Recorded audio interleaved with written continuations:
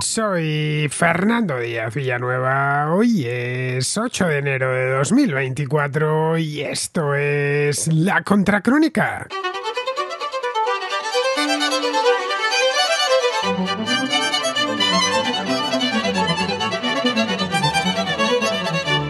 2024 es un año de elecciones. Los ciudadanos de unos 50 países, que suman aproximadamente la mitad de la población mundial, irán a las urnas para elegir al presidente o renovar por completo el Parlamento, del que saldrá el primer ministro.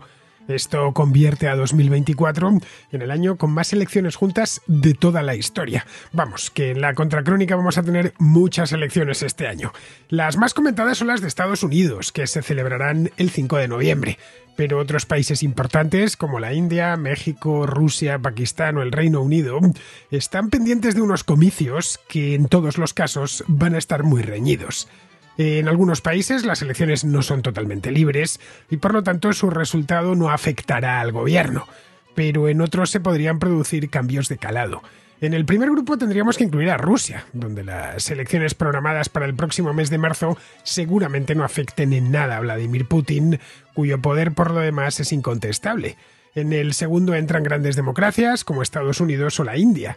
Junto a ellas, la Unión Europea renovará su Parlamento a principios del mes de junio. Sin salir de Europa hay otras elecciones previstas, las ucranianas, que no se sabe aún si se celebrarán ya que el país se encuentra en guerra, como bien sabemos, y la ley marcial en vigor desde hace casi 2 años lo impide. Una de las preocupaciones que tienen todos los gobiernos es el impacto de la red en el ánimo de los votantes, más concretamente de las redes sociales, cuyo papel se ha demostrado clave desde hace ya unos años. Las redes sociales de 2024 son más sofisticadas que las de 2016, cuando, aprovechando la viralidad y la penetración de estas plataformas, Donald Trump ascendió a la presidencia de Estados Unidos. Los algoritmos hoy son mejores y más sofisticados y la inteligencia artificial se ha instalado entre nosotros. Ahora las célebres noticias falsas o las fotografías adulteradas ya no se hacen a mano, se pueden fabricar en serie a una velocidad asombrosa y de forma muy verosímil. Los líderes y partidos populistas saben del poder de estas nuevas herramientas y tratan de ponerlas a su favor. Las redes sociales, enriquecidas con la nueva tecnología de inteligencia artificial, son un medio perfecto para conectar directamente con los votantes insatisfechos. Se pueden crear auténticas cámaras de eco que refuercen la idea de que todo el pueblo apoya sin fisuras a uno de los candidatos al tiempo que rechaza a todos los demás. Reducen drásticamente el coste de las campañas electorales y su impacto es muy grande, si la polarización política también lo es. Pero esto es algo con lo que ya deberíamos haber aprendido a convivir. Las redes sociales no son nuevas, ni mucho menos. Llevan mucho tiempo entre nosotros, casi 2 décadas. Tanto que muchos gobiernos han aprendido a ponerlas a su favor. Hace unos años recurrían en ocasiones a prohibirlas o a tratar de influir en ellas. Hoy a veces están incluso a su servicio. En otros casos están sometidas a regulaciones y vigiladas por verificadores externos. Algunas de ellas navegan libres y se han convertido en foros de debate en los que abundan los activistas políticos. En un mundo conectado en el que muchos de los consensos que dábamos por sentados se han esfumado y con los medios de comunicación tradicionales en crisis, las redes sociales son un actor importante que hemos de tener en cuenta. Pero ¿hasta qué punto tienen influencia?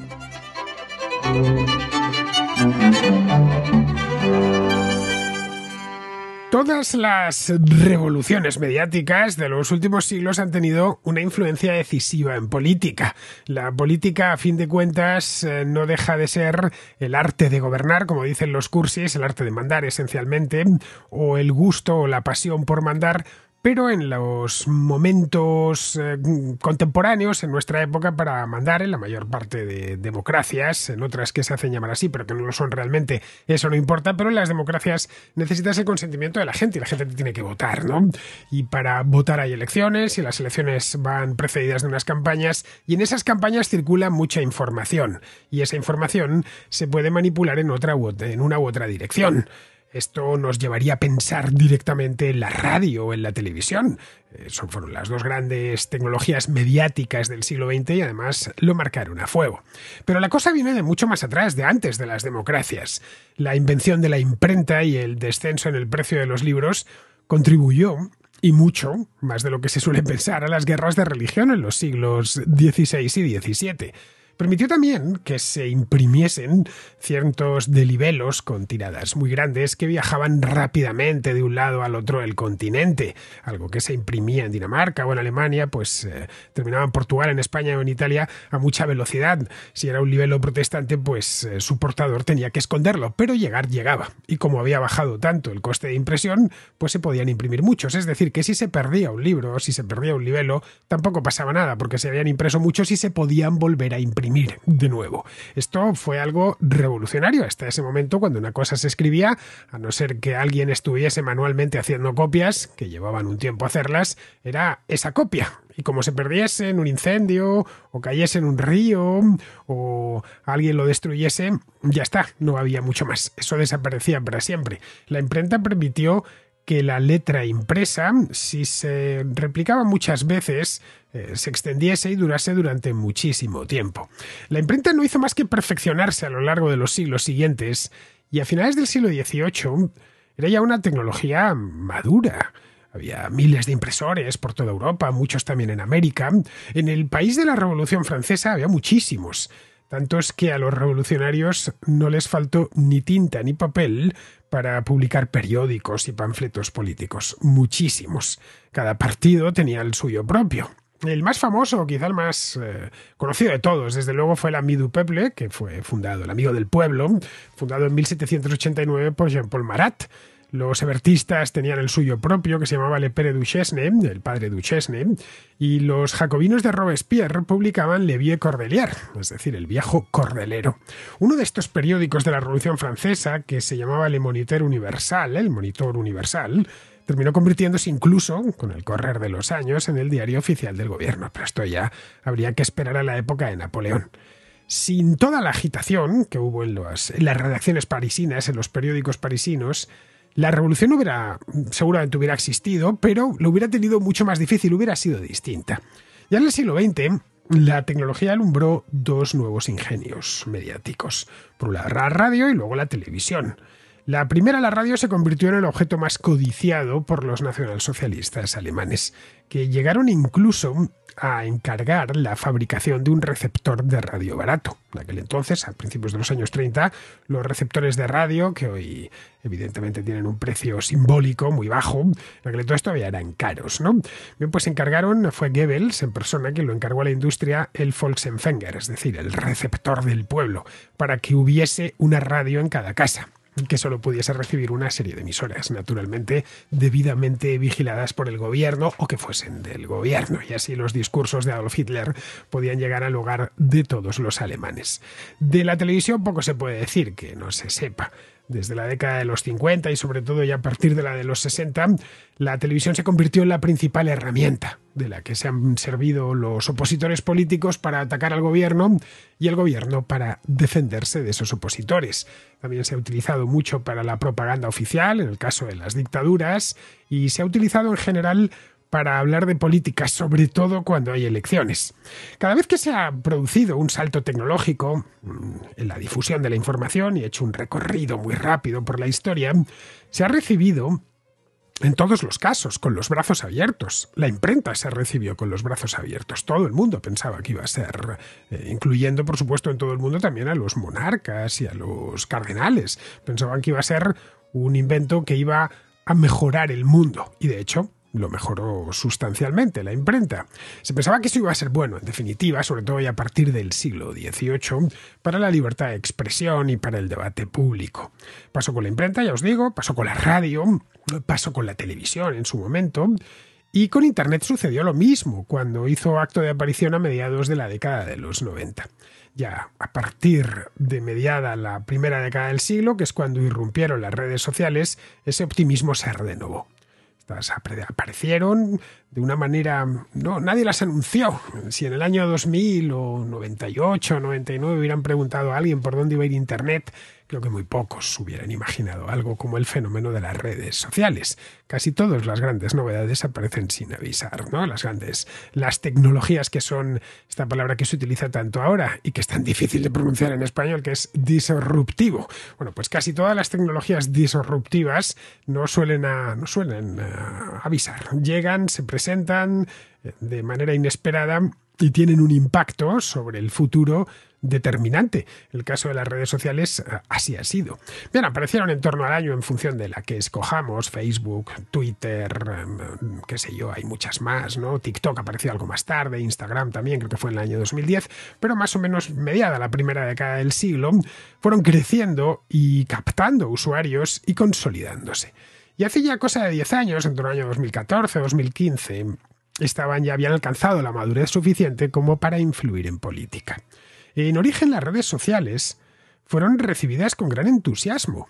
Esto lo recuerdo perfectamente. A diferencia de la imprenta o de la radio o de la televisión, que cuando yo nací ya existían, las redes sociales las he visto nacer, y como me sucede a mí, nos sucede a todos los que estamos aquí, ¿no? En aquel entonces, hablando de hace unos 15 años más o menos, se decía que eran herramientas y que serían herramientas liberadoras con las que el pueblo podría participar directamente del debate, algo que no había podido hacer hasta ese momento, y que eso, en ciertos lugares y momentos, podría forzar cambios políticos. Bueno, eso es lo que se pensó durante la primavera árabe en el año 2011.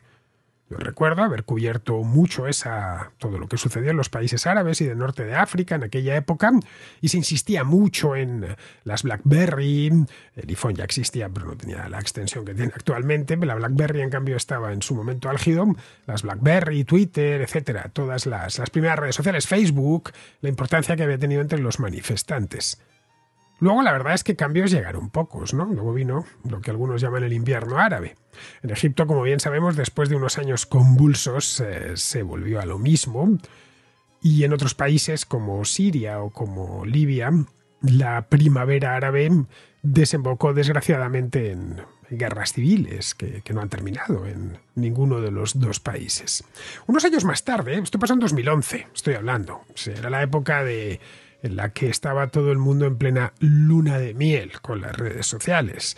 Gente que jamás lo hubiera pensado, pues pensó en abrirse una cuenta en estas redes sociales, le encontraba incluso cosas buenas. Se hablaba también no solo desde el punto de vista político, sino personal, que nos permitirían estar más en contacto de lo que habíamos estado hasta ese momento. Podríamos escribirnos y enviarnos fotografías con los antiguos compañeros del instituto, de la universidad, ver a familiares que viven en lugares muy lejanos con mucha más regularidad que hasta ese momento.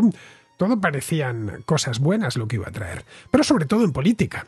Habíamos visto lo que había pasado en Egipto, por ejemplo, sin ir más lejos. La Plaza Tahrir, que los manifestantes se citaban a través de sus Blackberries poniendo mensajes y publicaciones en Twitter, y eso hizo que se pensase que a partir de ese momento la política iba a cambiar para bien, o por lo menos la participación política.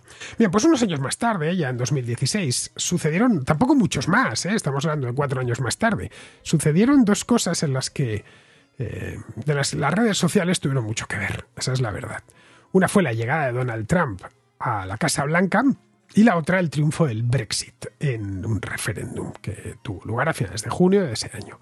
Vinieron seguidas, además. Bueno, primero fue el Brexit, que fue en junio, como digo, y la otra fue la victoria de Trump, inesperada por lo demás, en el mes de noviembre. Lo de Trump sí podemos decir que se presentó también de manera inesperada, porque se le daba por perdedor hasta casi el momento final. Fue entonces, y solo entonces, cuando se empezó a mirar esto de las redes sociales con recelo. Empezó a hablarse entonces de las echo chambers, ¿no? De las cámaras de eco, de las fake news, de las noticias falsas, bueno, un montón de palabras que han pasado a nuestro lenguaje habitual, ¿no? De realidades paralelas, de posverdad también se hablaba, de manipulación sistemática por parte de poderes oscuros que eran quienes gobernaban estas redes sociales. De pronto algo que había sido bueno, pero bueno en su totalidad, pasó a ser malo. Recordemos poco después, ya a partir de 2017, el escándalo de Cambridge Analytica. Los comentaristas de prensa incluso anhelaban nostálgicos la época en la que los periódicos se encargaban de velar por la veracidad de las noticias, y la verdad sea dicha, llevan con esa letanía desde entonces. Hoy ya sabemos algo más que en 2016 sobre este tema. ¿Por qué? Pues porque han pasado 8 años, y 8 años no pasan en balde, y más en temas tecnológicos, ¿no? Nosotros estamos un poquito más viejos o un poco más mayores que en el año 2016, pero en temas informáticos podríamos decir que se ha producido una pequeña revolución que se está produciendo en este momento, que es el de la inteligencia artificial, que tiene mucho que ver con esto. Las cámaras de eco gobernadas por algoritmos existen, están ahí. En la Contracrónica a lo largo de los últimos años, este programa empezó en 2016, nació en el año 2016, el momento del desencanto con las redes sociales, y hemos hablado mucho de lo de las cámaras de eco, y están ahí, sí es cierto, pero no son ni mucho menos la causa principal de la polarización política o de que gane el candidato inesperado. Ayudan, eso sí, eso es indiscutible, a difundir más rápidamente la desinformación y la propaganda, como es lógico, ¿no? Pero esa no es la clave. Lo que hace que las redes sociales sean únicas es que crean una ilusión de que existe una conexión directa entre el líder político, el candidato y sus seguidores. Esto es especialmente útil para cierto tipo de líderes, para los líderes populistas, que afirman que solo ellos pueden representar o son los únicos que representan a lo que llaman la gente, the people. En español se utiliza mucho eso de la gente. Yo soy el representante de la gente. Esto implica, claro, tiene una consecuencia, ¿no? Implica que todos los demás candidatos no representan a la gente, no representan al pueblo, ya que, en fin, son corruptos, viven desconectados de la realidad, engolfados en sus privilegios. Bueno, este es el mensaje que Podemos, que es esa variante del populismo a la española, transmitía en aquellos años. La idea esa de que ellos representan a la gente frente a todos los demás que eran parte de la casta. No es casual que Podemos hiciese un uso muy intenso de las redes sociales durante sus años dorados. Pero esa sensación de relación directa creada por las redes sociales es tan solo eso mismo, como decía antes, una ilusión. A fin de cuentas, las redes sociales se limitan a mediar, nada más hacen eso. Pero lo hacen muy bien, haciendo creer al votante que puede dirigirse directamente al líder. Y al líder que puede apelar directamente al votante. Que no hay intermediarios. Que yo le veo y me está hablando a mí. El trabajo de llevar antiguamente, ¿no? Bueno, antiguamente, quizá la palabra se me quede un poco gruesa. Hasta hace no tantos años, llevar a la gente a las urnas se hacía de otra manera. Antes de las redes sociales, la movilización dependía, pues en cierta medida, del clientelismo de los propios partidos, de que los partidos estuviesen bien implantados territorialmente, con las candidaturas. Eso se traducía inevitablemente en mítines, en todas partes, cuantos más mejor, porque la única manera, la manera más directa de llegar a los votantes, en campañas puerta a puerta, estas eran muy comunes en Estados Unidos, es decir, que llegaba un tipo a tu casa, picaba en la puerta y te entregaba propaganda electoral o te hablaba del candidato, como si fuesen mormones, una cosa así.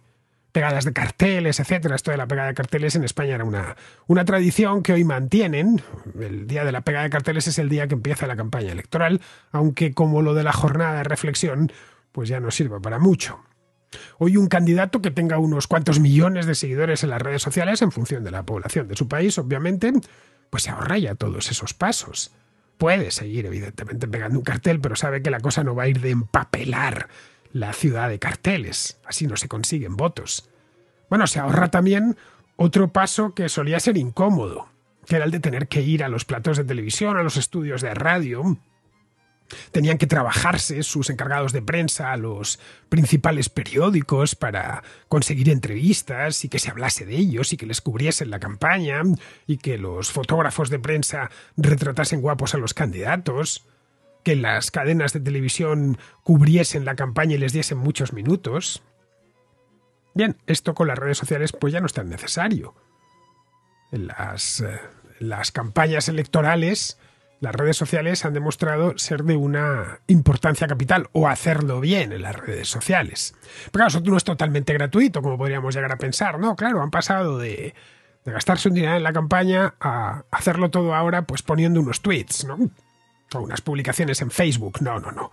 La presencia online de un candidato, de un partido, requiere organización, un departamento creado a propósito, buenos profesionales dedicados a tiempo completo. Pero claro, a esos profesionales no se les ve. Al intermediario, que existir existe, no se le ve. El votante tiene la impresión de que el candidato, como os decía antes, se dirige directamente a él, personalmente a él. ¿Por qué? Pues porque lo tiene en su timeline. Al abrir su cuenta de Twitter o su cuenta de Facebook o de TikTok, se está dirigiendo a él. Y está en el mismo timeline que sus amigos, sus familiares, sus compañeros de trabajo. Caray, por eso los partidos y las campañas de los candidatos, en el caso de las elecciones en Estados Unidos o las repúblicas presidencialistas, dedican tanto tiempo y tantos recursos a cuidar su presencia online y hacerla masiva. De hecho, más tiempo y recursos que a salir en la portada de unos periódicos que cada vez lee menos gente. El problema de estas plataformas es que no son agoras neutrales. Esa es la realidad. Lo hemos visto en Twitter a lo largo de los años, de los últimos años, que especialmente hasta que llegó Elon Musk, ¿no? Aquello parecía una delegación del Partido Demócrata, una división, la división de redes sociales del Partido Demócrata. Estas plataformas, como bien sabemos, pueden denegar el acceso o concederlo. Pueden expulsarte si consideran que no lo estás haciendo bien. Pueden, y esto es una cosa más refinada pero más efectiva, pueden programar los algoritmos para que unas publicaciones se vean y otras no se vean. Pueden también, y las sufren de hecho, sufrir infestaciones de trolls, ya sean humanos o digitales, que desaten estas campañas feroces de acoso y desprestigio tan comunes en ciertas redes sociales, ¿no? Para derribar a alguien hasta que ya lo deja por imposible y hacerle sufrir. Bien, todo esto lo tenemos en las principales redes sociales, especialmente en Twitter. Bueno, ahora llamado ya X, que se llama X porque cambió de dueño hace año y pico, y cuyas políticas de moderación han cambiado con respecto al anterior equipo directivo, que en el todavía Twitter. Ahora, X es un lugar algo más libre para opinar, pero también es más salvaje, ¿no? Y algo más desagradable. Pero Twitter o X no es la única red social, aunque eso sí, es la más política de todas ellas. No es casual que Elon Musk la comprase, porque le costó carísima y no sé si estará consiguiendo hacer dinero con ella, pero todo indica que no. Compró un activo político. Los políticos, casi sin excepción, prestan mucha atención a lo que ocurre allí. Y muy a menudo, esto lo vemos en todos los países, reaccionan, a veces sobrereaccionan ante cualquier escandalito, por pequeño que sea, que se forma en esta red social. Esto ya digo, no es cuestión de España, de Estados Unidos o de México o de Argentina. No, esto sucede en todos los países, salvo obviamente en aquellos en los que X no funciona, como el caso de China, ¿no? O en los que sus prestaciones están muy restringidas, que es el caso de la India, donde Narendra Modi ya se plantó hace unos años, llegó incluso a mandar un batallón del ejército a ocupar las oficinas de Twitter en Nueva Delhi, o de Turquía, donde los Twitteres locales o los X locales cuidan muy mucho que el contenido no sea especialmente ofensivo para el gobierno, por la cuenta que les trae. Pero que el gobierno intervenga en una red social al estilo Erdogan o al estilo Modi es inaceptable en una democracia. La intervención solo debe admitirse cuando se está perpetrando un delito en esa plataforma. Qué sé yo, estafas, por ejemplo, suplantaciones de identidad, publicación de datos personales. Ahí sí que debe de existir una moderación por parte de la plataforma cuando el delito es flagrante y está a la vista, ¿no? Para lo demás se basta la justicia ordinaria. Si alguien te calumnia a través de una red social, y realmente la calumnia puede hacerte mucho daño, pues no tienes más que ir a la comisaría e interponer la oportuna denuncia presentando como prueba la publicación. A partir de ahí ya no cabe más intervención. Entraríamos, eso sí, en este punto en un terreno inestable, porque hay actitudes claramente ilegales, como por ejemplo la prédica del odio hacia grupos concretos, pero el discurso del odio es resbaladizo, es algo muy interpretable. Y a veces, tratando de evitarlo, se puede terminar conculcando el derecho a expresarse libremente. Los grupos identitarios, de hecho, suelen valerse de esto del discurso de odio para silenciar a sus oponentes. Así que lo mejor es dejarlo también en manos de la justicia local. En Alemania, por ejemplo, exhibir una bandera del Tercer Reich o entonar el Horst Wessel Lied, que era el himno del partido nazi, es ilegal. pero no lo es en otros países. Si alguien cuelga una de esas banderas en Alemania puede ser perseguido, pero no si la cuelga en una publicación en España, en México o en Colombia, donde es legal exhibir una esvástica. Esto nos viene a decir que, aunque cierta moderación es necesaria, eso es evidente, ¿no? Pero debe de ser transparente siempre y con los criterios muy claros. A partir de aquí ya el juzgado de guardia o directamente el bloqueo, si alguien te molesta mucho. Respecto a lo de las cámaras de eco, a ver, las redes sociales no las han inventado. Antes de que apareciesen, los lectores ya escogían su periódico, su emisora de radio y hasta su propio grupo de amigos para discutir de política. Se fabricaban en cierta medida su cámara de eco. A la gente por regla general no le gusta que le lleven la contraria. Menos aún los que están politizados, es decir, los activistas. Lo que sí hemos aprendido en los últimos años, las redes sociales han mejorado, pero nuestra manera de relacionarnos con ellas también. Hemos aprendido a dar a las redes sociales el valor que tienen. Vamos sobre aviso. Sabemos de sus riesgos y de lo tremendamente adictivas y tóxicas que pueden llegar a ser. Respecto a los políticos y los partidos, ya se ha perdido el efecto sorpresa que tenían al principio, la novedad que las acompañaba hace unos años.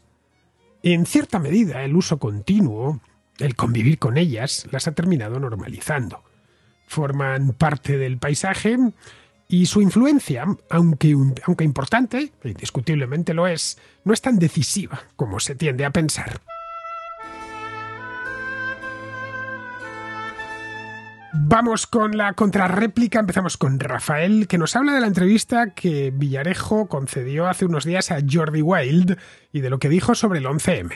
Hola Fernando, ¿qué tal? Bueno, llevo escuchándote desde prácticamente el principio y sí que es cierto que llevo algunos años que no me pongo en contacto contigo, pero bueno, me apetecía hacerlo en esta ocasión. Y es porque acabo de terminar de escuchar la entrevista de Jordi Wild al excomisario Villarejo, que dura del orden de 5 horas y me ha parecido muy interesante. Entiendo que este es un personaje que mucho de lo que dice hay que cogerlo con pinzas, pero el caso es que le doy bastante credibilidad en el 90% de los temas que toca. Y cosas como, por ejemplo, el 11M, pues creo que, no sé, yo hace años me dio por ello, leí y me informé mucho y creo que las conclusiones que él saca como que conectan bastante con otras que yo había hecho y que creo que pueden ser reales.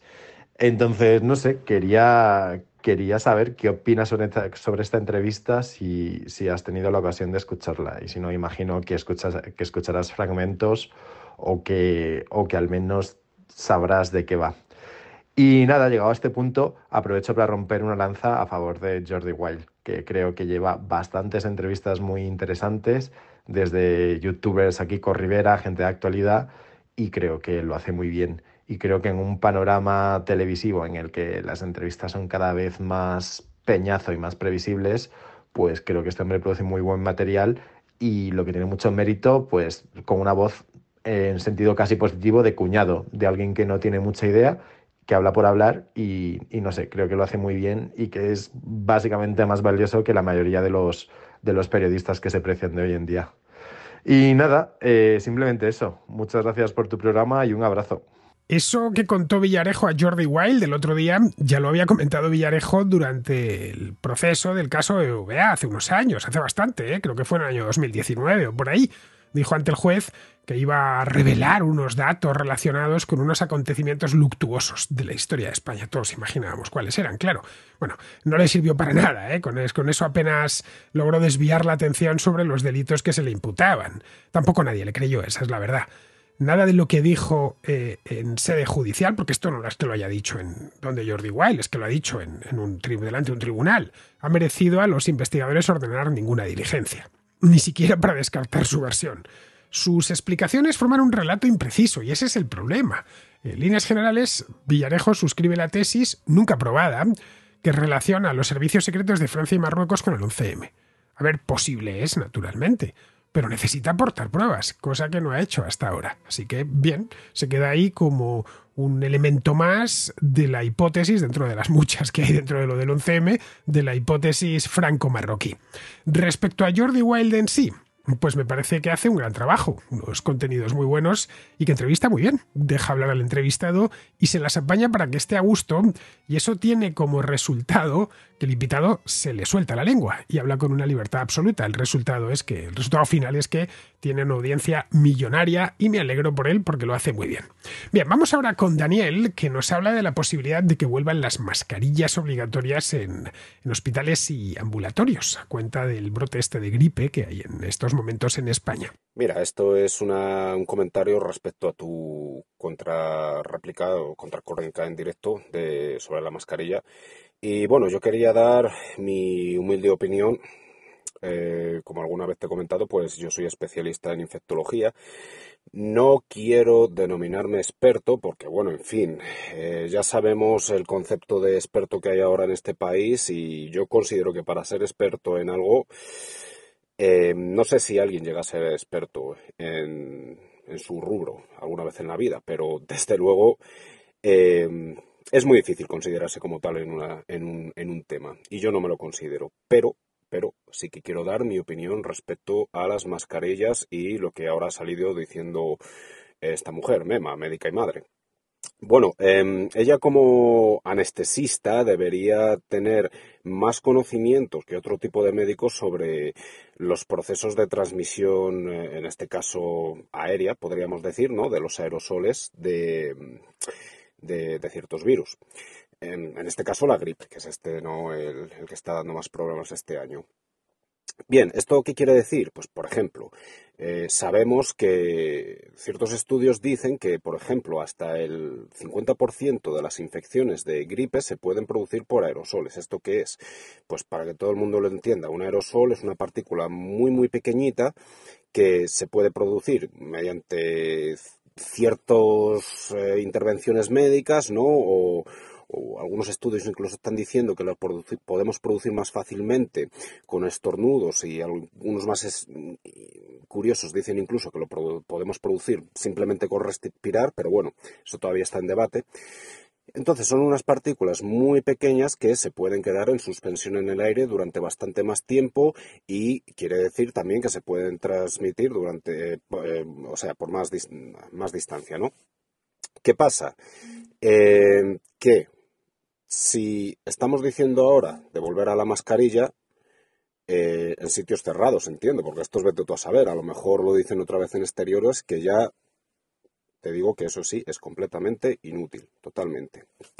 Pero bueno, si lo ponemos en interiores, cosas que tenemos que pensar. Primero, vamos a ver, una mascarilla quirúrgica, que son las que estarán diciendo de ponerse, las que la mayor parte de la gente usa, no te protege contra los aerosoles. Una mascarilla quirúrgica pues te protege quizá contra gotas más grandes, ¿no? Que bueno, para cortas distancias pues a lo mejor te da cierta cantidad de protección, pero no te va a proteger contra los aerosoles, se van a colar, te van a infectar.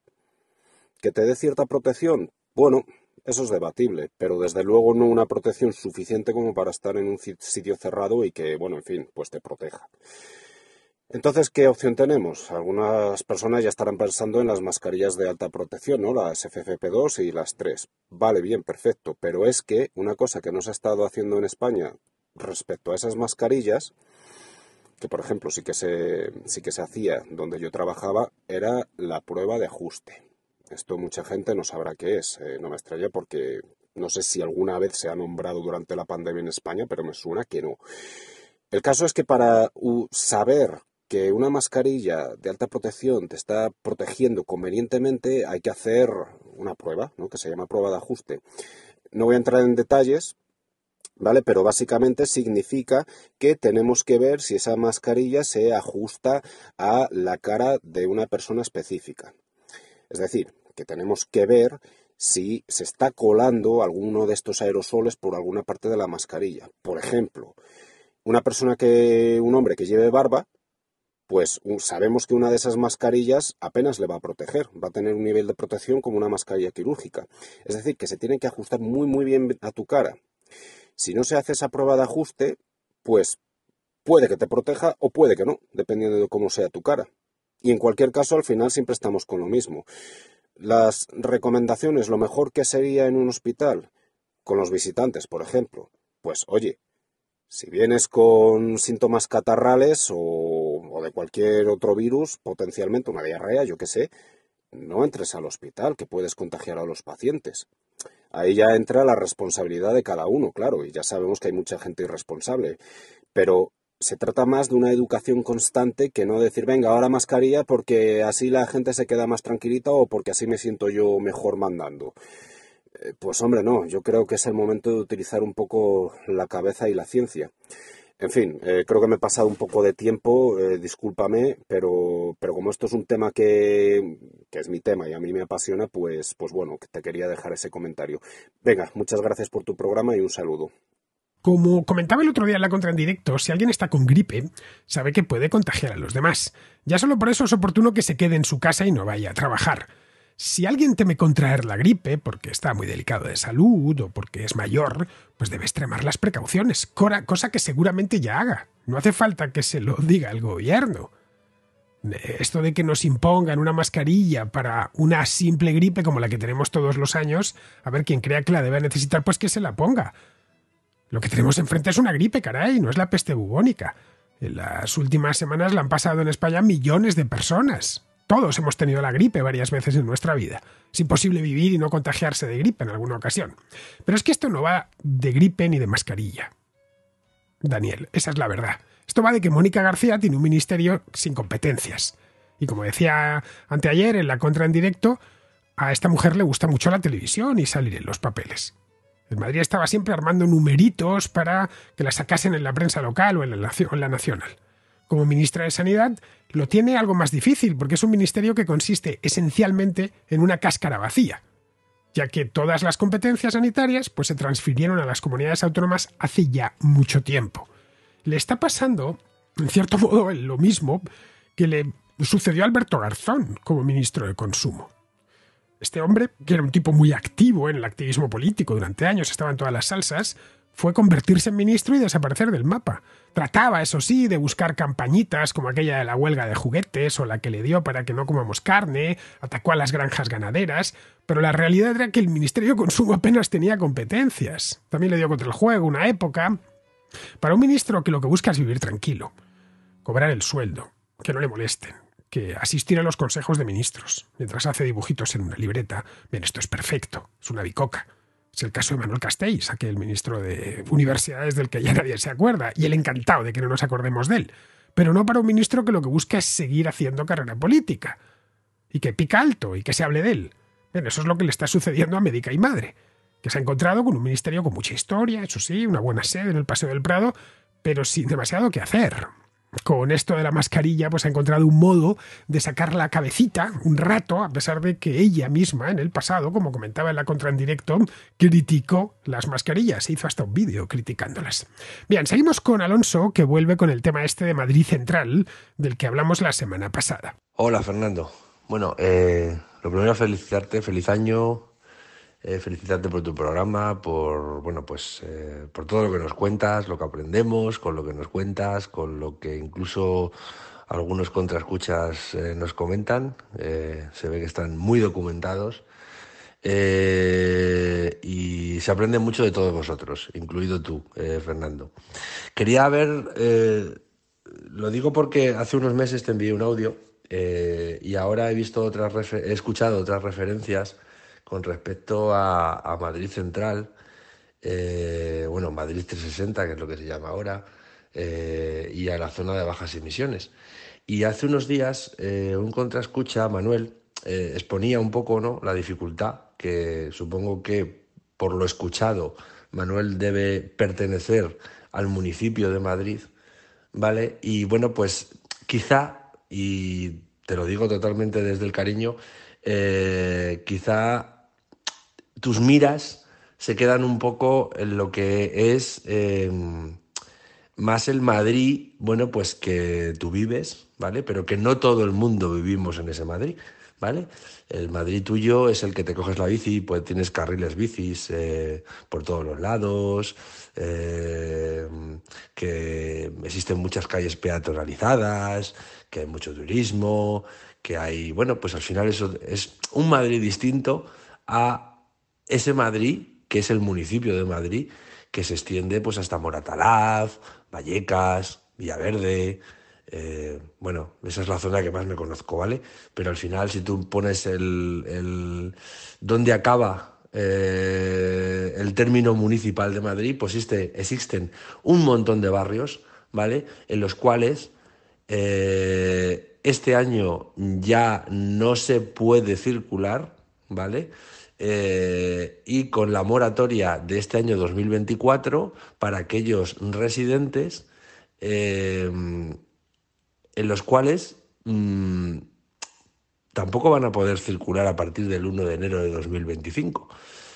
Y estamos hablando de posiblemente las zonas donde se condense la mayor densidad de población en Madrid, más que en el centro de Madrid, ¿vale? En el centro de Madrid, yo antes de existir Madrid 360, Central, etcétera, nunca pisaba el centro de Madrid con el coche. Me parecía una locura, o a lo mejor puntualmente, ¿vale? Pero nunca lo pisaba de forma habitual. Tampoco es verdad que tampoco tenía que trabajar en el centro de Madrid, y cuando me ha tocado trabajar en el centro de Madrid siempre he pensado en el transporte público para hacerlo, pero por la locura que significaba el coche dentro del centro de Madrid, ¿vale?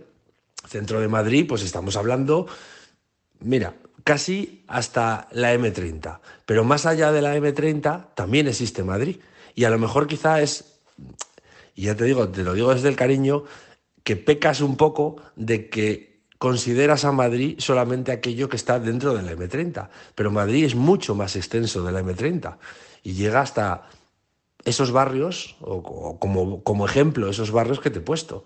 Date cuenta que Moratalaz sigue siendo del municipio de Madrid, un Vallecas sigue siendo del municipio de Madrid, en los cuales la densidad de población es muy alta, en los cuales tenemos edificios mastodónticos donde vive muchísima gente, donde normalmente ahí se condensa la gran mayoría de la clase media, como mucho media, ¿vale? Los cuales, bueno, pues somos trabajadores, nos cuesta llegar a fin de mes, bueno, pues y al final el cambio a un coche que cumpla la normativa, cuando yo soy empadronado, residente y pago mis impuestos en Madrid, como por ejemplo el del coche, y si yo tengo un coche etiqueta A, o sea, sin etiqueta, no voy a poder circular ni siquiera por mi barrio, que pueda ser un Moratalaz, Vallecas, Villaverde, Carabanchel, etcétera, etcétera, etcétera. ¿Vale? Entonces, esto hila un poco con el mensaje que te dejé hace unos meses de qué pasa con aquella gente que tiene un coche sin etiqueta, que paga religiosamente su impuesto de circulación dentro de Madrid y no pertenece necesariamente, bueno, pues a ese Madrid centro o Madrid dentro de M30, por decirlo de alguna manera, ¿vale? Sino que fuera de la M30 también existe Madrid, y posiblemente con las rentas más bajas, ¿vale? Que no tenemos disponibilidad posiblemente de bueno, pues estar a los designios de un señor alcalde que ha decidido continuar lo que hizo Carmena en su día. Y es más, y te digo ya, a ver, puedes llevar razón, la gente ha seguido votando o incluso ha incrementado el voto hacia el PP en las últimas elecciones, pero es que creo que tampoco quedaba, si quedaba algún atisbo de que alguien podría frenarlo, sería Almeida, y no lo ha hecho, ¿vale? Ni tiene pensamiento ni tiene pensamiento de quitarlo. Pero evidentemente, si hubieran ganado otros partidos, posiblemente es que directamente no podemos sacar el coche, ya sea la etiqueta que sea, y estamos todos en bici o con burros por la calle de Madrid, porque es lo más ecológico, ¿vale? Pero evidentemente la gente tiene que moverse, la gente, hay mensajeros, hay, bueno, pues la gente que se dedica al reparto, ahora que se lleva tanto el comercio electrónico, etcétera. Hay mucha gente que es autónoma, hay gente que no puede cambiar su furgoneta. ¿Hacia dónde? ¿Una furgoneta hacia dónde? Porque si tuviéramos un destino claro, pero no. Al final aquí o te vas a la combustión, que al final te dan como mucho, pues que una letra B, con suerte una letra C, si es gasolina, ¿vale? Una letra, un eco, que es cuando a lo mejor me parece que es los híbridos ya son eco, o por ejemplo los mixtos, que he visto que hay coches con gasolina y gas natural licuado, ¿vale? Y esos te dan otra etiqueta. ¿Pero hasta cuándo? ¿Cuánto tiempo voy a poder tener ese coche? Porque si ahora, cada año me van restringiendo, lo mismo dentro de 5 años, lo que ahora es eco, luego es la muerte por exposición de radiación, ese coche. Y a lo mejor hace 5 años era un eco, pero es que ahora ya no es eco.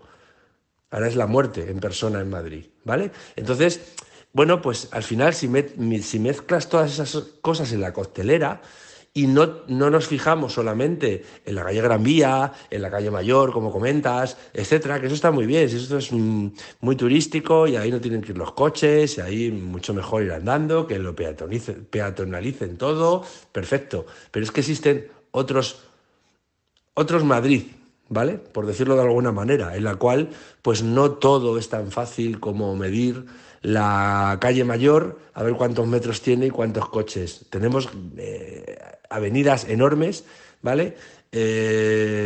Avenida de Moratalaz, Avenida de Buenos Aires, esos municipios de Madrid, caben muchos coches y la gente de esas zonas no, bueno, pues no está tan preparada para asumir el coste de que, según lo que a un alcalde se le ocurra, poder cambiar el coche cada 5 años porque lo manda Europa y hay que acometer lo que dice Europa.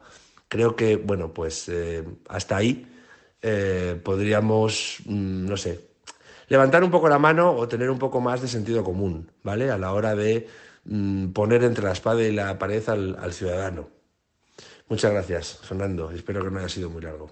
Pues mira, Alonso, carriles bici no hay muchos en Madrid, créeme, de verdad, muchos menos de los que debería haber. Es una de las ciudades españolas con menos kilómetros de carril bici de todo el país y de toda Europa. Luego, respecto a lo que comentas del municipio de Madrid, el otro día hablaba de Madrid Central. Yo el municipio de Madrid lo conozco en su totalidad, desde el Pardo hasta Villaverde, naturalmente. Pero hablaba de Madrid Central, es decir, el distrito centro, que es donde vivo. Insistí, de hecho, en que estaba hablando de Madrid Central. A mí no me parece mal que los coches circulen por otras partes de la ciudad que sí han sido concebidas para el tráfico rodado y son lo suficientemente espaciosas. Las del distrito centro son prácticamente todas muy estrechas, como explicaba aquí, la Gran Vía es la gran excepción, y si entran muchos vehículos se colapsan con facilidad, que es lo que pasaba hasta la entrada en vigor de Madrid Central. Otra cosa distinta es el resto del municipio. Ahí no debería haber problemas para circular en coche y de hecho no los hay. Puede circular cualquier coche sin ningún tipo de limitaciones, salvo desde el 1 de enero de este año la antigüedad del vehículo. Esta norma prohíbe a los vehículos de gasolina anteriores al año 2000 y a los diésel anteriores a 2006, es decir, los vehículos sin etiqueta medioambiental, circular por el municipio de Madrid. Se ha convertido a todo el municipio en una zona de bajas emisiones. Esto ha sido algo gradual, ¿eh? No ha sido de golpe que le haya dado ahora, no sé, una fiebre a Almeida. En 2022 se prohibió circular a estos vehículos dentro de la M30, pero sin incluir la M30. En 2023 se incluyó la M30 y este año es todo el municipio. Para los residentes se les concede una prórroga de 1 año, hasta el 1 de enero de 2025, es decir, justo 1 año. No quedan muchos vehículos sin etiquetas, es la verdad, pero algunos hay. A los residentes se les debería prorrogar de manera indefinida, no solo 1 año. Pero es que esto ya lo dije el otro día. Pero es que es tratar este tema del coche y algunos se sublevan. O digo exactamente lo que ellos piensan o es que estoy vendido a la Agenda 2030 y estoy todo el día en la bicicleta. Cuando camino bastante más que monto en bicicleta. Bueno, ahora no monto en bicicleta porque me la han robado. Pero vamos, en cuanto pueda comprarme una nueva, volveré a andar en bicicleta. Pero vamos, camino, básicamente, y tomo el transporte público. Porque en el lugar donde vivo, pues tener un coche no es opción. Si viviese a las afueras, pues seguramente tendría uno, porque sería cómodo, como Alberto Garín, que tiene un coche, tiene un Peugeot, que está muy bien. Pero claro, el lugar donde vive él lo necesita y está muy bien, si el coche es un gran avance. Realmente el problema será para los que tengan un vehículo, si nos vamos al detalle de la ordenanza, para los que tengan un vehículo matriculado entre el 95 y el año 2000, ya que los anteriores al 95 se les considera históricos, son 30 años, a partir del año que viene ya tendrán 30 años, son 30 años de antigüedad, los que exige el reglamento de vehículos históricos. ¿Cuántos vehículos hay circulando por Madrid capital matriculados entre el 95 y el 2000? Pues lo desconozco el número exacto, pero no deben de ser muchos.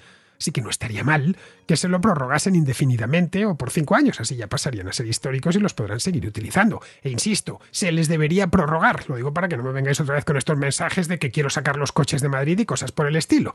Digo lo que digo, no lo que algunos creen que digo. También podrían seguir, esto que dices, no, es que las furgonetas, los camiones, etcétera, podrán seguir entrando en Madrid Central aunque no tengan etiqueta. Mírate la ordenanza. Las camionetas, las furgonetas, los vehículos de emergencia y también los discapacitados. No tendrán más que incluirse en un registro y ya está. Es decir, que toda esa gente podrá seguir pasando al municipio de Madrid aunque su vehículo sea etiqueta, aunque esté matriculado en 1998. Bien, con esto yo creo que ya el asunto queda más que cerrado, pero basta tocar este tema de los coches en Madrid y yo no sé qué sucede. El otro día me llamaron de todo menos guapo en los comentarios, ya lo vi. Dije, bueno, pero ¿qué tema es este tan delicado que en el momento en el que no te ciñes al guión que han marcado desde la calle Bambú, automáticamente se te llama de todo lo malo, ¿se entiende? Pues no me voy a ceñir a los guiones que marcan desde la calle Bambú, ni desde la calle Ferraz, ni desde la calle Génova. Ni es mi estilo, ni es mi manera de hacer mi oficio. Lo digo para que lo sepáis ya. Bien, pues terminamos ya, vamos con Pizarro, que nos habla del rearme. Si la disuasión nuclear es creíble, nadie bajo su paraguas habría de armarse convencionalmente, excepto para defender sus intereses a través de conflictos interpuestos, que si se alargan, agotan las capacidades de ejércitos diseñados para malmeter, no para guerrear. Armarse para una guerra que la disuasión nuclear impide o para enquistar conflictos ajenos es caro en términos económicos y políticos. La cosa se complica cuando tu garante de la disuasión nuclear te exige este rearme, no para evitar tu guerra, sino para prolongar las interpuestas. Un cordial saludo de Pizarro. Y con esto, queridos amigos, terminamos, iba a decir la primera contracrónica del año, no lo es. La primera fue el día 1, porque estaba haciendo toda esta semana pasada Contras a Diario, pero sí es la primera después de las festividades navideñas, así que para muchos será la primera que escucháis después de la Navidad. En fin, bienvenidos de vuelta, los que hayáis estado desconectados, espero que hayáis descansado, nos espera por delante un año entero que hay que tomarlo con mucha fuerza. Bien, pues con esto me despido de todos vosotros, hasta mañana.